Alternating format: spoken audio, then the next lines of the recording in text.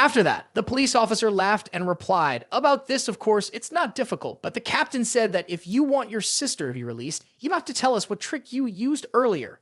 Da Wei then approached the captain and said, "The technique I used earlier was soul abduction, but Shifu said it shouldn't be passed on to outsiders, so I can't go in further detail." Hearing this, the captain immediately twisted. "If it's soul abduction, then why did you use a needle?" Da Wei was very surprised. "I didn't expect my quick hands and feet to be seen through like that." Then the captain asked Da Wei, "Do you know what I used to do before?" According to the words of the captain, he used to be a terror to criminals. In just 2 short years, he arrested 600 professional thieves, on average catching one every night. It was because of his sharp eyes that he was promoted to the criminal investigation team. Finally, the captain told Da Wei, "Stop pretending and quickly confess, or else don't expect to leave here." At this, Da Wei replied dismissively, "It's just an interrogation technique. If the officers want to know something they can ask, I'll tell them.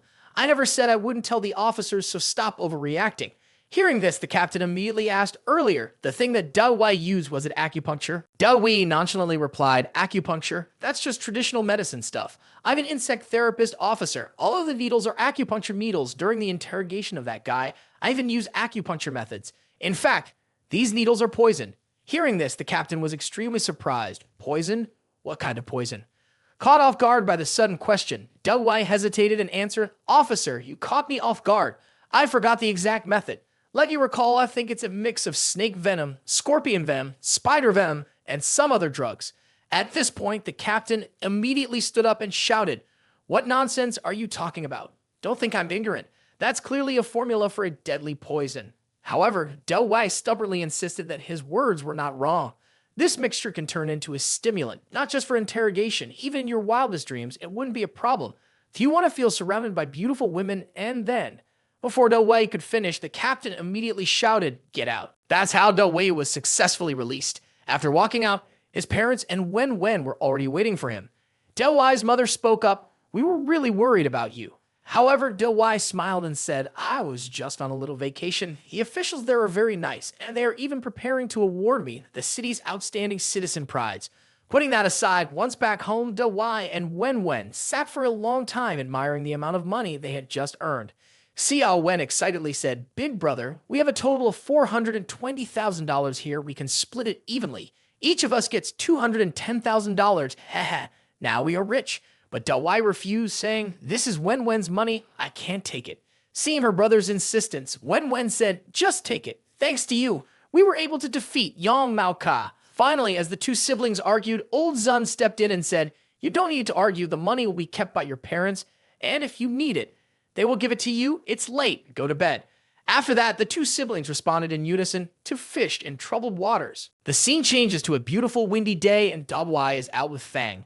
Da Wei speaks up and asks, "Are you planning to take me to find some pretty girls to Netflix and chill with?" However, in response, Fang says, "We are going to the hospital to visit Mr. Lin." Hearing this, Da Wei is surprised and asks, "Why is Mr. Lin in the hospital?" Fang explains, "Today we are going there to have him check on the condition of his granddaughter. She really doesn't have much time left, so she really needs his help." After arriving at the hospital and seeing the girl lying in bed with her hair shaved after radiation treatment, Mr. Lin shares, "Her parents passed away when she was 3 years old. From childhood to adulthood, I raised and took care of her alone, thinking I would be able to see my granddaughter get married and have children, but I never expected this to happen to her." At this point, Fang turns to Mr. Lin and says, "Mr. Lin, quickly show Da Wei the test results and scans. Maybe he can do something about it." As Mr. Lin gets up to go get them, Da Wei stops him and says, "No need, I just need to ask you a few questions." Hearing this, Mr. Lin is extremely surprised and says, "Can you really diagnose a disease just by asking a few questions?" Da Wei began asking Mr. Lin, "Do you remember if 3 years ago was the time when your granddaughter got sick, and when the illness first appeared, she had headaches, nausea, and symptoms similar to pregnancy, right?" Mr. Lin confirmed in surprise that everything was indeed like that. Next, Da Wei said, "After about 3 months, the condition became worse. She couldn't eat anything, and she frequently fainted, had high fevers, had hallucinations, and often called for her parents unconsciously, right?" Mr. Lin again nodded in confirmation. After finishing, Da Wei turned to Fang and said, "Brother, you can't cure this either." Fang, surprised, replied, "You're being too pessimistic. If I could cure it, why would I wait until now?" However, he also realized that if Da Wei said so, there must be a way to cure it.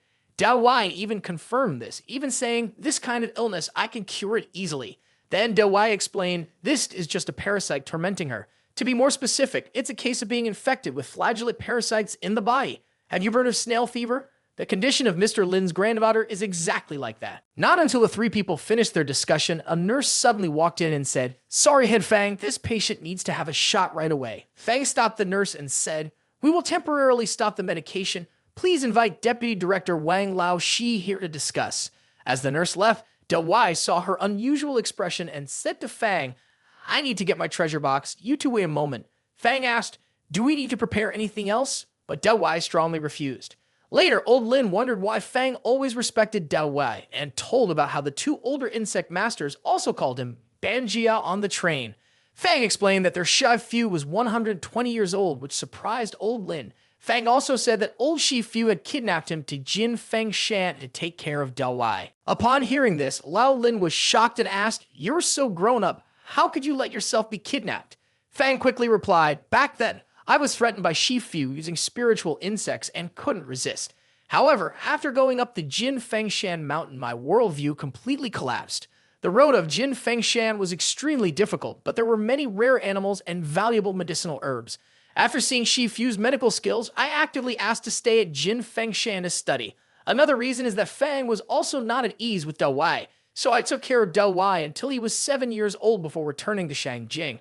Before leaving, Shi Fu said that out of gratitude for taking care of them for so many years, he accepted me as his apprentice. And so Zun Da Wei became the big elder brother, and then was my turn." Now old Lin finally understood and said, "So, you're practically like Da Wei's father." Then he asked about the other disciples. On this matter, Fang didn't know much. During the time when Shi Fu took in the third and fourth disciples, you had already returned to Shangjing. You only know little about the fifth disciple. His name is Da Da Ni, a well-known insect master in XAU. Insect therapists and insect masters hold revered positions in XAU. Furthermore, under the fifth disciple's command, there are hundreds of subordinates who are also insect masters.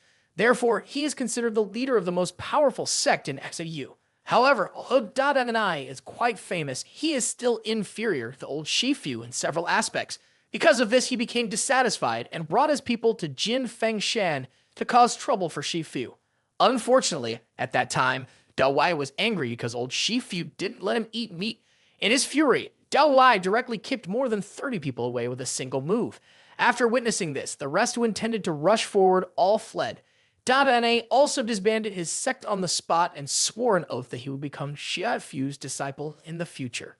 That's why he became the fifth disciple. As soon as the two of them were engrossed in conversation, Da Wei returned.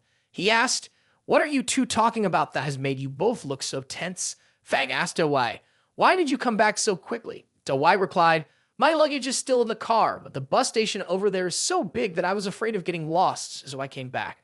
Fang Yuan had no choice but to call his secretary to retrieve Da Wei's luggage.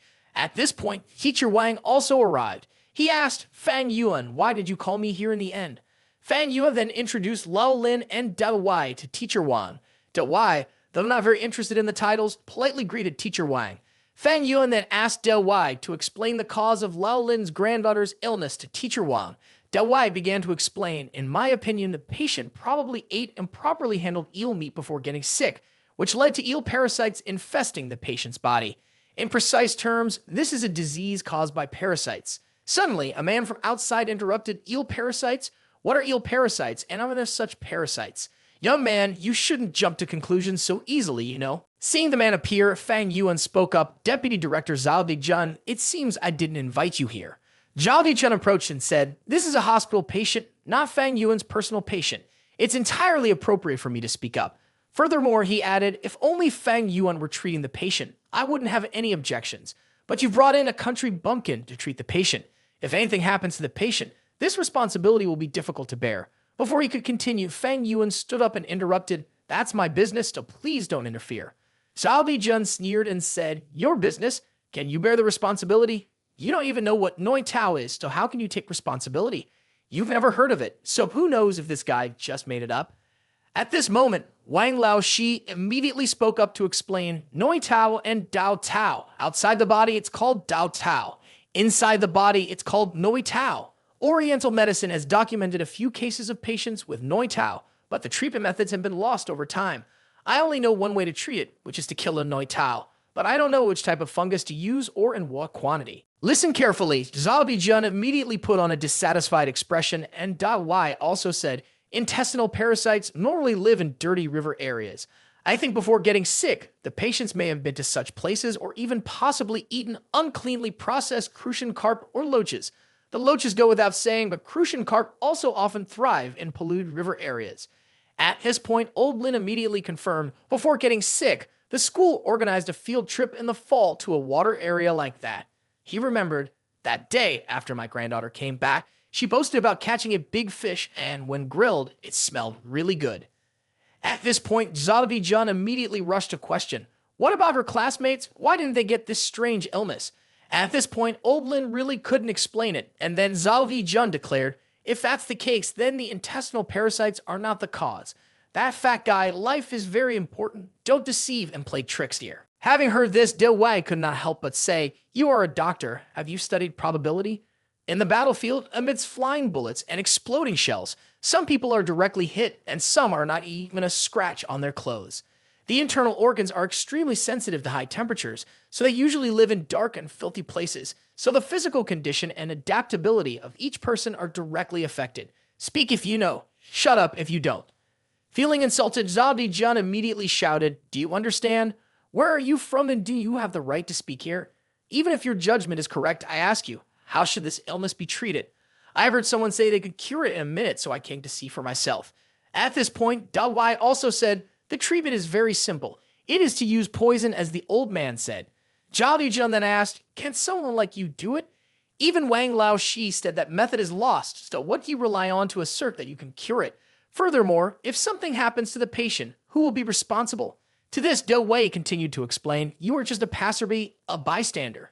You do not agree. You are the family of the patient, or the patient. In fact, you have no right to speak here. Having said that, Da Wei turned to Fang Yuan and said, Fang Yuan, you are the correct treating doctor, right? So are you willing to let me treat the illness? Upon hearing this, Fang immediately agreed, if there is a problem, I will take responsibility myself. Da Wei then asked for the opinion of Lao Lin, who also agreed. In front of Zhao Dijun, Lao Lin said, I have seen Da Wei's true strength and I have great respect for it. I truly believe Da Wei can treat my granddaughter. I want to save her life even with just a ray of hope. Even if the treatment fails, I will not hold anyone responsible. Without letting Lao Lin speak any further, Da Wei approached him and said, Lao Lin, you don't need to worry. I only need 12 minutes to cure this minor illness. I have treated many times before.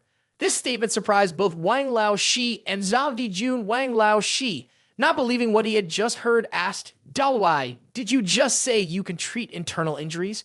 Confident in himself, Da Wei replied without hesitation, that's right. Wang Lao Shi was surprised. How can this be? This is a very difficult disease. If someone can cure it, then why have I never heard of it before? At this point, Da Wei replied, because my patients are all wolves and wild boars, that's why you've never heard of it. Hearing this, the two were puzzled as to why, if the patients were wolves and wild boars, then was Da Wei a veterinarian. Finishing his words, Da Wei told both of them, stop thinking, focus on this. Da Wei opened his toolbox for them to see. Wang Lao Shi was amazed because inside were all kinds of snakes and insects, and Zhao Dijun was horrified as well. Finishing his words, Da Wei picked up a very poisonous snake with his bare hands, surprising Wang Lao Shi once again. Not stopping there, he directly put it in his mouth and chewed it as if it were a delicacy. At this point, Zhao Dijun couldn't take it anymore and ran outside to vomit. Then he pulled out a snake that looked very beautiful. Wang Lao Shi could tell that this was the silver wind serpent from the legend. At this point, Da Wei hurriedly asked Wang Lao Shi, how do you know about this? Wang Lao Shi replied, I have only seen it on paper. This is the first time I have seen it in real life. Da Wei explained, this snake is usually very gentle, except when it misbehaves, it just likes to sleep. When finished, Da Wei ordered the silver wind serpent to lightly squeeze his granddaughter. Upon receiving the order, the silver wind serpent quickly bit the little girl's leg. Next, Da Wei immediately stretched his shoulders, then took 3 needles. Da Wei stabbed his needle into 3 main acupuncture points on the little girl's body, then told the silver wind serpent to bite again in the designated spot. After that, Da Wei inserted 3 more needles into the gathering toxic areas. At this point, Wang Lao Shi immediately recognized this as wind-cold acupuncture. Upon hearing this, Fang Yuan also turned to ask Wang Lao Shi, what is that Chan Fa?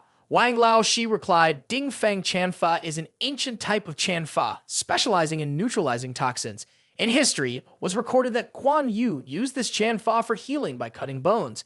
After using Ding Feng Chanfa, it can fix the toxic substance to a specific area, preventing it from spreading.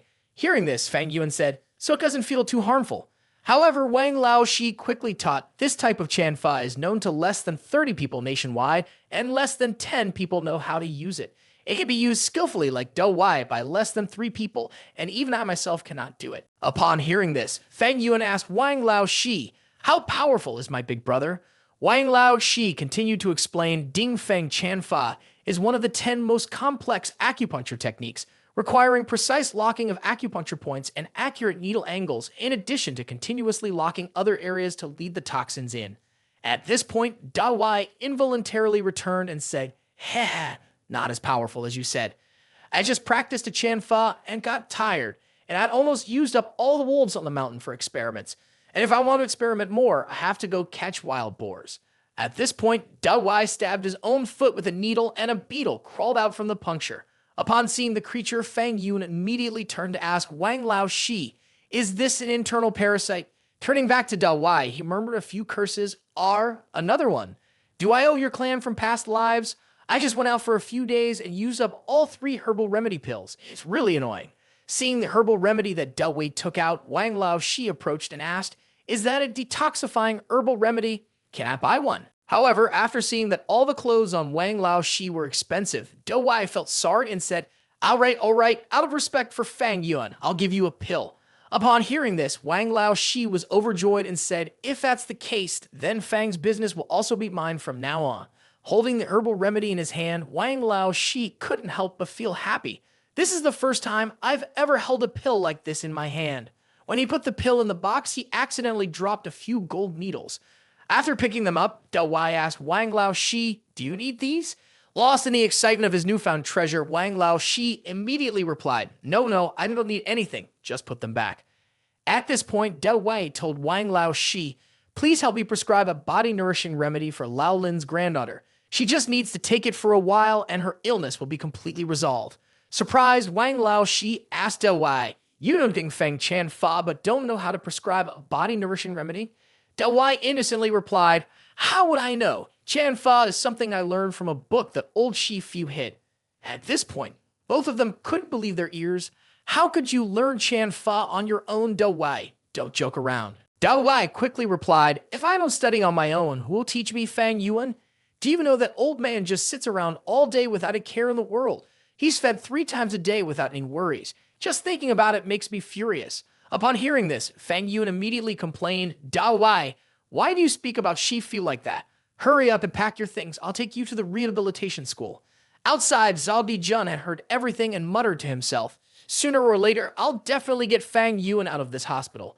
Moving forward a few days, Da Wei was at home, practicing to improve his cultivation. Suddenly, from inside, a box full of snakes and insects were crawling out and started biting him incessantly. In a fit of anger, Da Wei collected the toxic air and sucked it in, rendering the bugs helpless. Lying on the bed, Da Wei continued to complain, I feel extremely frustrated these days. I thought I could go to school to meet girls, but it turned out to be just a registration to wait for the class to start. As he spoke, Da Wei opened the manuscript that Shi Fu had given him and muttered, is this old master trying to challenge me? Where am I supposed to find the heart of the jade in this city now? Just as he finished speaking, his mother called out loudly, son, Professor Fang is here to see you and has something to say. It turns out that Fang Yuan had come today to ask Da Wei to go meet with the teacher. For the next 2 months, you will study with the teacher. In the next semester, you will study with me, and I will personally guide you. Hearing this, Da Wei pouted and said, I haven't even had breakfast yet. However, Fang Yuan immediately replied, I have made a reservation at Jing Wang Fu, so we will have lunch there today. At the mention of Jing Wang Fu, Da Wei's mother gave him a card and said, take it, the password is your date of birth. You cannot let Professor Fang down, and you must listen to him, understood. While sitting in the car, Fang Yuan asked Da Wei, who gave you that snack bag? Da Wei replied, it's from Ji Shi Yi. Did you forget it in my car a few days ago? After learning this, Fang Yuan said, you left the bag behind, and inside there was $1 million in cash and a bank card. But even after hearing about the money, Da Wei's main concern was still the food. He turned to Fang Yuan and asked, Do you want to split it half and half? Having spoken, he gave Fang Yuan the bank card that his mother had just given him, saying, "Take it. I don't eat money right now." Hearing this, Fang Yuan exclaimed, "Wow, it's been a few years since we last met and Big Brother is so generous. I remember when I visited Shifu before. He didn't even give me a dime." Before the two could finish their conversation, a man suddenly appeared in front of them. Despite the suddenness of it all, Fang Yuan managed to react and hit the brakes in time.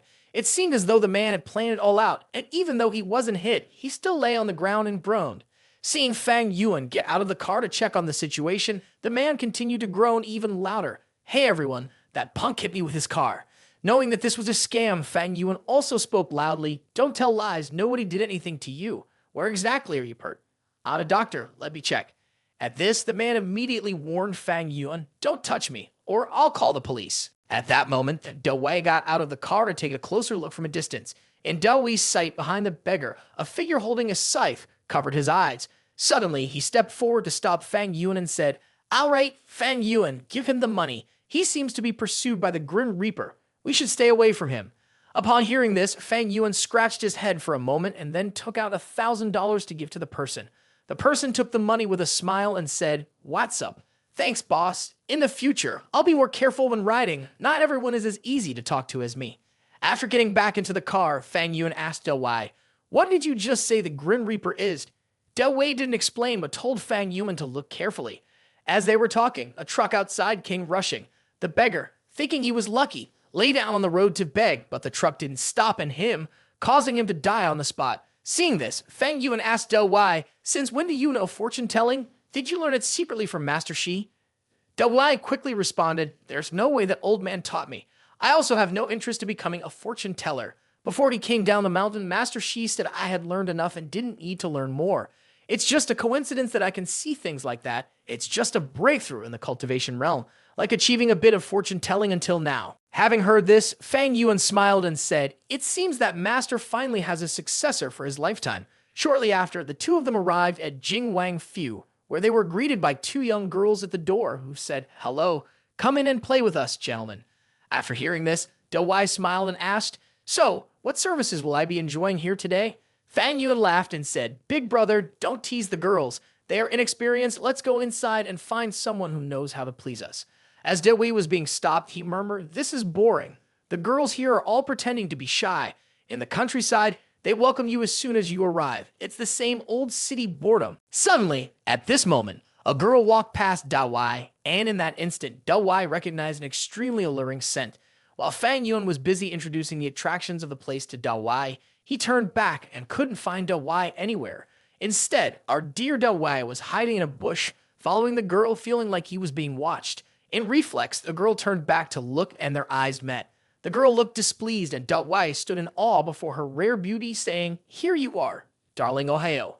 Meanwhile, Fang Yuan and the teacher were waiting for Da Wei in the dining room, but it had been a long time and Da Wei still hadn't returned. Fang Yuan thought to himself, "This time I will definitely tell Shi Fu to punish this girl chaser." Suddenly, a voice rang out, "I'm sorry for being late." It turned out to be the voice of the girl whom Da Wei had secretly followed.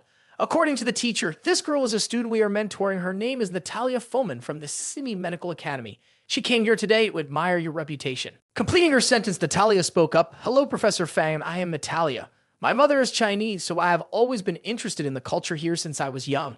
You can call my name in Chinese, Lian Yu." Upon returning, Fang Yuan politely said, "Everyone who came today is a guest, so we can wait a little longer for the food to be served. Lian Yu, what do you think of the style at Jing Wang Fu?" She hesitated a bit before responding, "The style is okay, but there's a strange chubby guy who has been following me since earlier." Surprised at the mention of the chubby guy, Fang Yuan exclaimed, "Could it be?" Before he could finish his thought, Da Wei ran in from outside and abruptly stopped. As soon as she saw Da Wei, Lian Yu immediately said loudly, "Oh my gosh, he's the one who has been following me all this time." Confused, Da Wei asked, "What? What did I do?" "And Fang Yuan, why are you here?" Feeling embarrassed in front of his older brother, Fang Yu immediately asked, "Da Wei, what have you done? Why would you follow someone like that? Do you think you're handsome or something to pull a stunt like that?" After hearing this, Da Wei scratched his head and replied, "Fang Yuan, do you find me handsome too?" This scene made the nearby teacher want to laugh, but he had to hold it in. While Da Wei and Lian Yu were sitting next to each other, their moods were clearly different. The look in Lion Yu's eyes showed that she was not at all pleased with Da Wei's presence. Here, Fang Yuan then spoke, Lai Ji, he is Zun Da Wei. For the next 2 months, I will need his help. Wait until the new semester starts, and I will take him back to class. At Fang Yuan's request, Lai Ji did not refuse and said, no problem, after all, I also have something I want to ask you for help with. That is to take care of Lion Yu. Seeing the happy look on Da Wei's face, Lion Yu couldn't help but stand up and say loudly, what is this making me disappointed in Professor Fang? Turns out this is the specialty of Hokusea. Hearing this, Lai Ji angrily responded, Lion Yu, that's not polite. However, Lion Yu continued, I thought the school would be clean, but I didn't expect that even the professor, the instructors, don't care about the school's regulations. Lai Ji, by agreeing to the other party's unreasonable request, I think you and Professor Fang are just their cut from the same cloth. Here, Fang Yuan finally spoke to clarify, Lion Yu, you misunderstood. Da Wei's medical skills are very. Before he could finish, Lion Yu interrupted, Professor Fang, don't talk to me. I think your position is probably due to relationships, right? Seeing Fang Yuan being scolded because of her, Da Wei could not bear it any longer. He put down his glass of water and asked, Lion Yu, do you know why I followed you just now? Lion Yu turned away and said that it was definitely the act of a pervert. Da Wei sighed softly and replied, no, I followed you because I like you. Kind of like love at first sight. This statement surprised Fang Yuan and Lai Ji very much. Da Wei continued, I admit that I have few strengths and many weaknesses, but I am a grateful person. Da Wei began to recount, when I was 4 years old, I once got lost in the forest because I was too eager to play. At that time, I thought to myself that this time I was definitely going to die. But then I was stalked by a leopard, which seemed to be teasing me. It would pounce at me and then disappear. Just when I was being injured all over by the leopard, Fang Yuan appeared like a savior from the sky. He didn't hesitate to fight the leopard off for me. Da Wei continued, until now I still remember the image of a weak and helpless student who dared to face death to protect me from the leopard. Despite being covered in blood from the leopard's attack, Fang Yuan shielded me without taking a step back. He relied on his courage until Shifu arrived. When he saw Shifu, he fainted and was unconscious for 3 days straight. Although Shifu did not punish Da Wei, he stayed by Fang Yuan's side for 3 days. At that time, Fang Yuan had a very high fever, and I thought he was going to meet Grim Reaper. But what was extraordinary was that, while delirious from the fever, the only thing Fang Yuan said was to be careful and run away. After speaking, Da Wei also revealed that, until now, Fang Yuan thought that Master Shi accepts him, because he has been working hard for many years and is respect. But that is completely wrong. The truth is that Master accepts Fang Yuan because he protected me.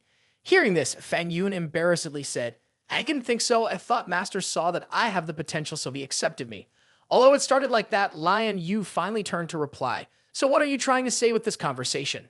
At this point, Da Wei continued to say, since then, I have sworn that Fang Yuan is my closest person. Today, Lion Yu has humiliated him, so she has to apologize for this.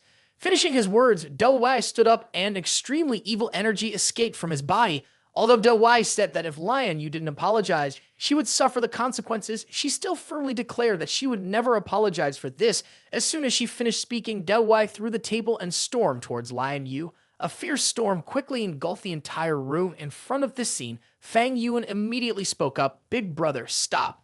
Luckily, Da Wei still hasn't hurt Lion Yu. In Lion Yu's eyes, it seems like behind Da Wei there is a giant Grim Reaper waiting to threaten his life.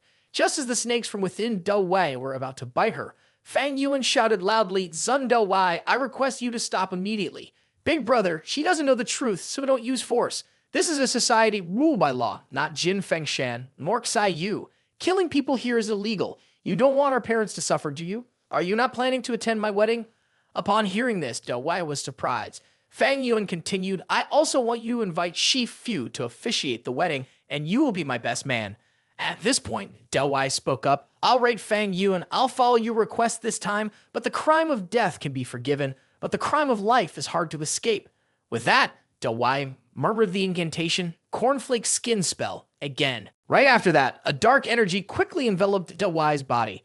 At that moment, a group of people pushed the door and burst in, one of them shouting loudly, whoever dares to cause trouble in my territory is a miserable coward. A blonde-haired person with a stick in hand, accompanied by 2 tall individuals, advanced and shouted, What are you mumbling over there, you fat bastard?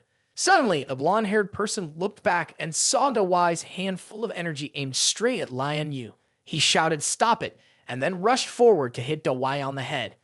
Angered, Da Wei immediately shouted, "Step aside." With a single push, Da Wei sent the blonde-haired person flying far back, and then the two bodyguards also rushed to attack Da Wei. However, with his agility, it was not difficult for him to evade. Quickly, Da Wei leaped up high and escaped the grasp of the two thugs. This surprised them, and they turned to ask each other what was happening. Before the two thugs could figure out the situation, Da Wei knocked one down and jumped onto the other's shoulders, knocking it out cold. The two bodyguards were quickly subdued. As for the blonde-haired person, after witnessing this, he also struggled to get up and said, "You fat bastard, do you know who I am?" Before this question, Da Wei bluntly replied, "I don't know and I don't care. I hate whoever is interfering with what I'm doing." At this point, the police had arrived and an officer entered shouting, "Police here, everyone stay still, don't move, everyone quickly put your hands up." Upon hearing the words police, Da Wei immediately lay down on the ground and exclaimed loudly, "Ah, I'm injured, officer. Please help me." This scene left the police officer in front speechless. Just now he was talking loudly, but now he was moaning in pain. When Da Wei looked up, he saw the captain from yesterday in front of him. The captain said, "It's you again, Da Wei, always causing trouble." Later on, Da Wei was taken to the police station and sat in the interrogation room, continuously shouting, "Officer, I've been wronged. I didn't do anything. Captain, I'm a good citizen." The officer in front of him teased, "Da Wei, just 2 days without seeing us and you already miss us." Da Wei sighed and replied, "No, officer, it's just that I'm really unlucky. I didn't do anything, and yet I still got arrested." At that moment, the captain walked in with a smile and said, "Ha ha ha ha, Da Wei, you're doing well. You seem to be adapting to prison life quite nicely. Keep up this attitude, and before long, you'll be issued the deed to your very own cell." Da Wei, almost in tears, pleaded with the captain, "I'm really innocent. Please consider my case." However, the captain wasn't foolish enough to let Da Wei manipulate him again. He then told Xiao Zhang beside him, "Unlock Da Wei's handcuffs. Right now, I have 2 suspects who haven't confessed to anything, so I need Da Wei to help a bit." The 2 suspects, seeing Da Wei being released after being brought in later than them, were dumbfounded and wondered, just who is this fat guy anyway? Turning back, the captain showed his phone to Da Wei. He said, "This time, Da Wei, you've really caused trouble. The owner of Jing Wang Fu is Tang Lao's most cherished third grandson. Think about whether you have any connections to smooth this over. It's best not to let things get out of hand." Hearing this, Da Wei kept muttering, "The third grandson, the third grandson." The captain shouted, "That's enough. Stop complaining and get to work." In response, Da Wei said, "I am very grateful to the captain and the government. However, I really hope the captain can put me in a temporary cell with a TV." Hearing this, the captain immediately asked, "Why do you have to do that?" Da Wei smiled and replied, "It's just to wait for imprisonment in a clean and tidy manner." The captain shouted angrily, "Get out of here. Don't ask for nonsense. I have many things to do that I haven't mentioned yet." Meanwhile, while Fang Yuan was working, another doctor came in and said, "Team leader Fang, this is not easy." Fang Yuan replied, "Lao Meng, what should I do? I think they just have dislocated or broken bones. It's not a big deal." However, Lao Meng handed Fang Yuan the x-rays and said, "You should see for yourself, because if it was just a fracture, I would have fixed it for them. But the problem is that this area has been broken once before, and even if we can handle it now, the surgical technique to reconnect it may not be able to help."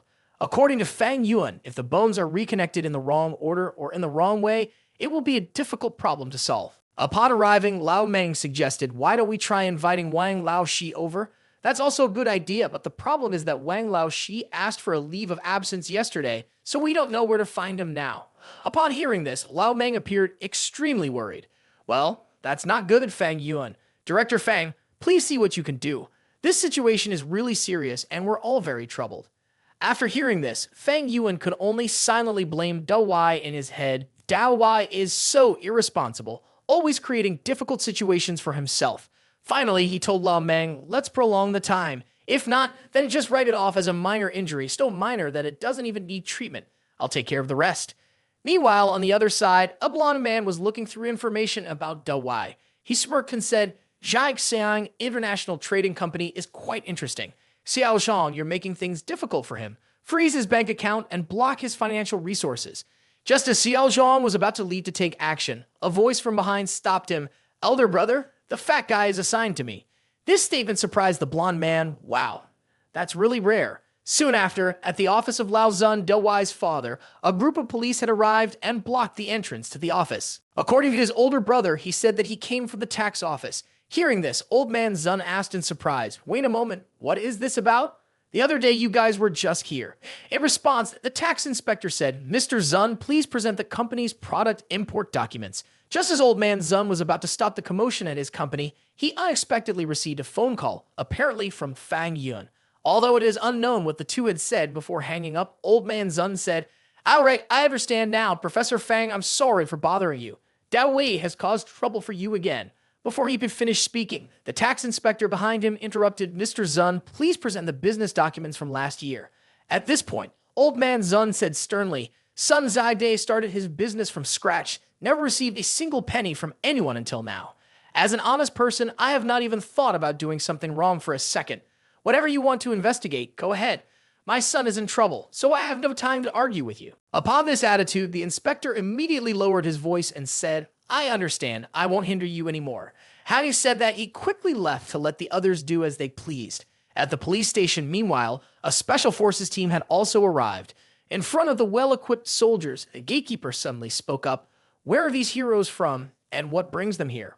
Before he could say more, the special forces team rushed in. Inside, Da Wei's new friends were constantly boasting about their achievements. I don't like the police officer, so yesterday I hit him because I was not satisfied, said the man with green hair casually. The bald man beside also took the opportunity to boast. I'm nothing compared to me. Yesterday I met a battalion. I rushed in and knocked them all to the ground. This guy in the red shirt is even more frightening. That day, I held a meat cleaver and charged at a soldier, going in and out like it was my own home. When everyone was deeply engrossed in their own stories, the man proudly boasted, I crossed the border, found some wheat flour to make bread. On my way back, I encountered a special forces battalion. They had plenty of guns and ammunition. And guess what? I was able to defeat them with my bare hands. After uttering these words, not only did they not receive applause, but the inmates in the same cell also looked stunned, as if the pickpockets were shocked by their own feat. The long-haired guy continued speaking, unaware that the special forces team had been behind him all along. As soon as the others gave the signal before they could rejoice, he froze as he looked back. Before the words could even leave his mouth, a laser beam was already aimed at his forehead, leaving him gaping in astonishment.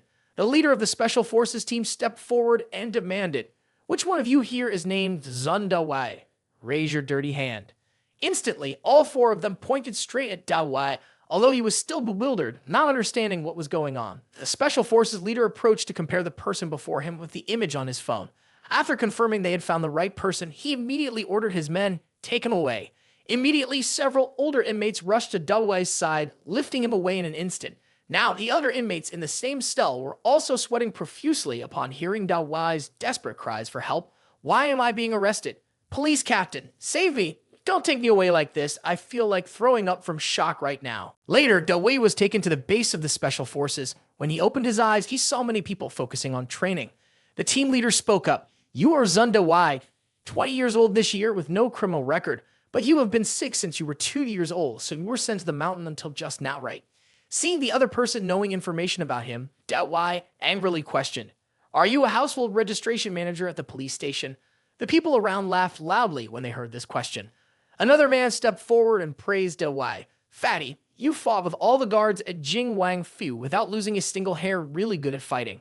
Da Wei modestly replied, I dare not, that's normal. There's nothing remarkable about it. The other uncle replied, ha, with a face like a pig's, you still don't know how to be modest. He added, bringing you here is the order of our team leader. However, whether to use torture on you or not is still up to the mood of the people here. The uncle leaned into Da Wei and said, now they will have a fight. If you win, we won't use torture on you. You might even get to eat well, drink sweet water, and wait for our team leader to arrive. But if Da Wei loses, you will have to endure being a punching bag for the guys here to practice on. Listening to this, Da Wei immediately thought to himself, these people are really annoying. In response to his attitude, the old man quickly asked, what's wrong? Are you afraid? Are you scared? Da Wei sighed and pointed to the most powerful-looking man there. I will fight this man. Amused at being chosen, the old man replied, wow, Da Wei, you really have an eye for people. You know who to talk to, don't you? In the end, the old man did not step in and asked Kuang Yu to step forward. As Kuang Yu stepped forward, he boldly stated, in the Jianlong Special Forces, I am the best fighter. No one can defeat me. The old man added, if you can defeat Kuang Yu here, he will give you an additional discount voucher for the prison. Without letting his older brother finish speaking, Da Wei rushed over and punched Kuang Yu in the stomach, causing him to vomit and collapse to the ground. This scene surprised everyone around, and Da Wei knew he had committed a crime, so he slinked back to his position and raised his hands in surrender. After that, many guns were pointed at Da Wei, and everyone angrily urged him to confess what he had done to Kwang Nu lying on the ground. Da Wei kept muttering, "You really can't trust these people." However, the platoon leader ordered everyone to lower their guns and approach Da Wei, asking, "How could you do that?" Da Wei hesitated and replied, "What do you mean? I just lightly tapped his stomach and he fainted." After checking Kwang Nu's condition, another member announced, "Kwang Nu only has temporary unconsciousness and no life-threatening injuries aside from lying on the ground."